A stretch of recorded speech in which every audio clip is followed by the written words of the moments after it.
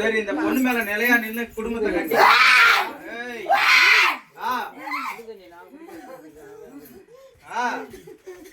இந்த பொண்ணு மேல நிலை நின்னு காப்பாத்துவியா இல்ல இப்படிதான் பண்ணுவியா? இந்த பொண்ணு உடம்புல உயிர் இருக்கிறையும் நீ இந்த பொண்ணை விட்டு போக கூடாது. நீதான் காப்பாத்தணும்.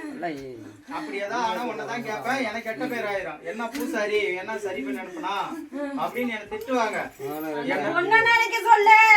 நினைக்கும் அந்த பொண்ணு. அப்ப என்ன மனசுக்குள்ள திட்டுது அந்த பொண்ணு. திட்டுதா நிறையா? எது திட்டுது? ஒவ்வொரு காலைக்கு உடம்புல தொந்தரவு வரும்போது உன்னை திட்டுமாப்பா. என்ன தொந்தரவு வருது இப்ப? ஏதோ ஒரு வயிற்று வலி ஏதோ ஒரு வலி வரும்போது திட்டுமாப்பா.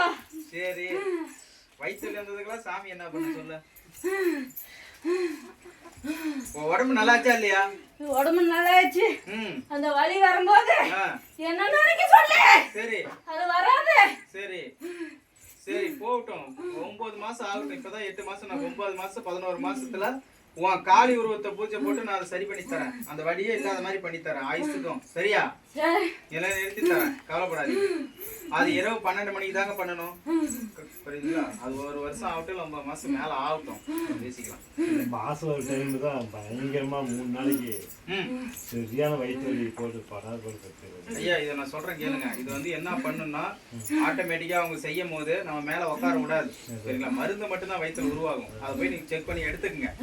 புரியுதுங்களா? நான் காளி உருவம் போட்டு இரவு 12 மணி அளவுல காளி உருவம் போட்டு இங்க எடுத்து விடுறேன். சரிங்களா? அதுக்கப்புறம் நீங்க அந்த தொந்தரவு ஏதாவது வந்துச்சுன்னா எனக்கு கேளுங்க. ஜென்மத்துக்கு இருக்காது.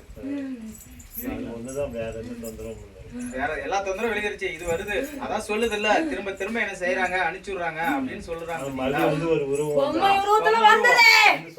இப்ப நல்லா இருக்காங்க.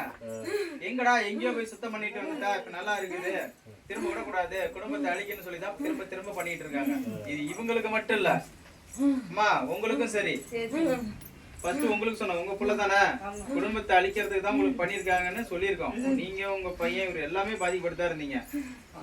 சரிங்களா? இங்க வந்துதான் சுத்தம் பண்ணிட்டு விட்டுருக்கிறேன் உங்களுக்கு. அது என்ன சொன்னீங்க ஃபர்ஸ்ட்ல?